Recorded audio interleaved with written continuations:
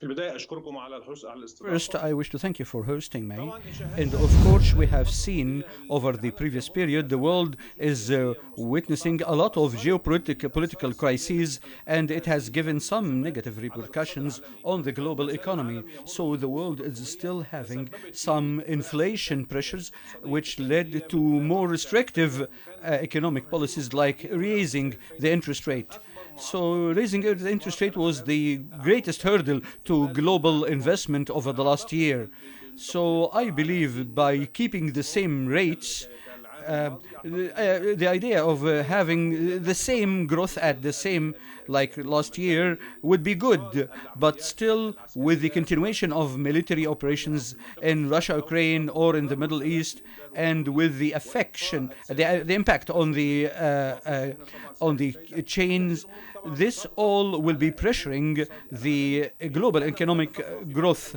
Though الاقتصاديات there بعض has been الاقتصاديات شهدت a boom السياسة in some الأول of هي the الدول Asian النامية التي economies تسعى and some لتحقيق معدلات developing نمو countries that سريعة are hoping ومرتفعة، for لكن ما high زالت growth الاقتصاد rates. العالمي But still, يعاني من the global آثار economy as a سلبية whole is still witnessing تتحدث the negative استراتيجيات repercussions of the أكثر من عام ونصف geopolitical situation over the last وتستطيع year. المزيد من فترة Yes, And sir, probably sorry, but this let me is interrupt the you في right الإبقاء here. على Speaking of the معدل النمو geopolitical في tensions, درجة how significant is the impact of weak investment and high debt levels compared to other factors which you've mentioned, the geopolitical tensions?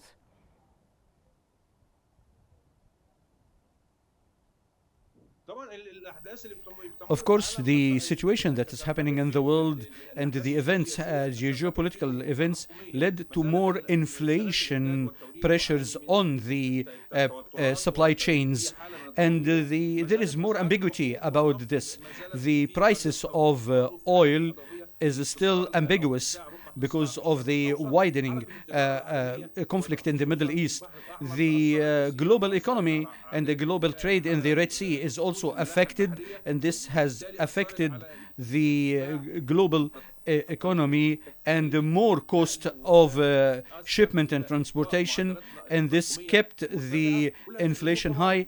ضد All of الاستقرار this أو ضد is صحة against النمو الاقتصادي flourishing العالمي. investment أعتقد أن or الأزمات growth in the العالمية global والأحداث economy. الجيوسياسية So التي تمر the بالعالم international أثرت crises تأثيرا are سلبيا على more الاقتصاد affecting حتى في هذا العام، negatively وإن the كان هناك global نمو economy, ومحفوظ though جدا في there دول is الاتحاد still الأوروبي some growth even والبلاد في in التعافي some الاقتصادي، EU countries that لكن هناك are sort ضغوط of recovering, but yet الأحداث there السياسية is التي more pressure بظهرها from the السلبية على geopolitical الاقتصاد situation that والأثرت is على shadowing معدل negatively الاستثمار the العالمي economy في حالة and أبطأ كما freezing العام the الماضي. growth to the same level of last year. Now, the global growth remains below the pre-pandemic average of 3.2%. Are we witnessing a permanent structural shift in the global economy, or is this a temporary adjustment?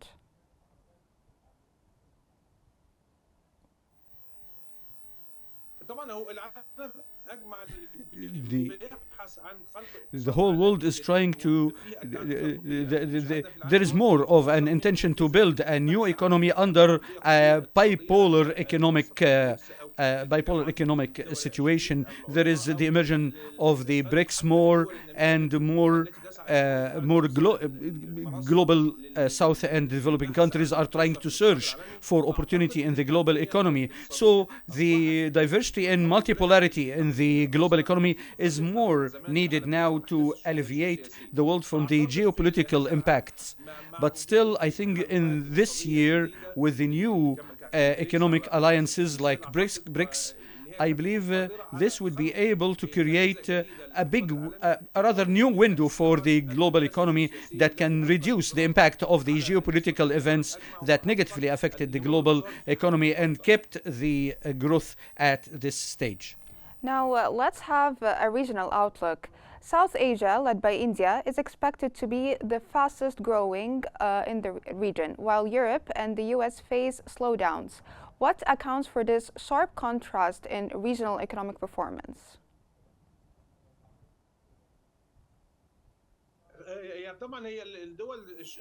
The Asian countries were very much investing into their own inputs for their economic cycle. So the impact of the supply chains were they were less impacted by the disruption in the supply chains compared to Europe regarding the Middle East conflict and the Russian-Ukrainian conflicts. So, because of the widening production in India and China, there is more growth rates in these areas compared to what happened to EU, because EU is more impacted by the geopolitical incidents in the area immediately next to Europe. So this is one of the key elements. Asia is distant from these events, and the Asian countries are more relying on investing into their own production and more export to the world. But they were still affected by the disruption of the global trade because of the higher cost of transportation and shipment, because of the political impact of the global crisis. But yes, the impact was less on them than in the EU. So, Antonio Guterres calls for 2025 to be a turning point. What are the most critical steps nations must take to ensure the year becomes a moment of progress rather than stagnation?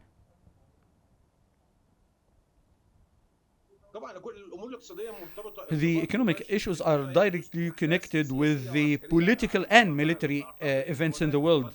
So there are two cases that are still open on the global level: the Russian-Ukrainian crisis and what's happening in the Middle East, because the conflict in the Middle East is widening between the state of Israel and all the neighboring countries. So the crisis is moving from Gaza to Lebanon to Syria and then to Yemen.